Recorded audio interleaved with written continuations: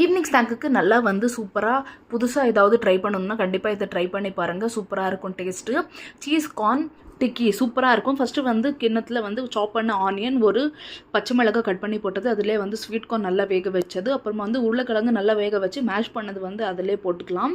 போட்டுட்டு வந்து அதுலேயே இஞ்சி பூண்டு பேஸ்ட் வந்து ஒரு 1/2 டேபிள் ஸ்பூன் அளவு, கொஞ்சமாக ஆரிகேனோ, அப்புறமா கொஞ்சமாக வந்து சில்லி ஃப்ளேக்ஸ், தேவையான அளவு சால்ட் வந்து பார்த்து போட்டுக்கோங்க. அப்புறமா வந்து கார்ன்ஃப்ளவர் வந்து ஒரு 4 டேபிள் ஸ்பூன் அளவு கார்ன்ஃப்ளவர், அப்புறமா வந்து கொஞ்சமாக வந்து மிக்ஸ் பண்ணி விட்டுக்கோங்க. மிக்ஸ் பண்ணி விட்டுட்டு அப்புறமா லாஸ்ட்டில் கொஞ்சமாக வந்து சில்லி பவுடர், அப்புறமா கரம் மசாலா போட்டு நல்லா மிக்ஸ் பண்ணி விட்டுட்டு அது வந்து ஒரு ரவுண்ட் அளவு எடுத்துட்டு நடுவில் வந்து சீஸ் வந்து ஸ்டஃப் பண்ணிவிட்டு இந்த மாதிரி கட்லெட் வந்து ஷேப்பில் வந்து இது பண்ணிவிட்டு சைடெல்லாம் வந்து இப்படி தள்ளி விட்டால் சூப்பரான ஷேப்பில் வந்து கட்லெட் ரெடி ஆகிடும். போட்டு நல்லா ஷாலோ ஃப்ரை பண்ணி தவால எடுத்திங்கன்னா சூப்பரான கட்லெட் வந்து நம்மளுக்கு ரெடி ஆகிடும். இது வந்து அப்படியே சாப்பிட்றத விட க்ரீன் சட்னி வச்சு சாப்பிட்டா சூப்பராக இருக்கும். கண்டிப்பாக ட்ரை பண்ணி பாருங்கள். அப்படியே இந்த வீடியோ பிடிச்சிருந்தால் மறக்காமல் நம்ம சேனலை சப்ஸ்கிரைப் பண்ணி ஒரு லைக் பண்ணி சப்போர்ட் பண்ணுங்கள். தேங்க்யூ ஃபார் வாட்சிங். பாய்.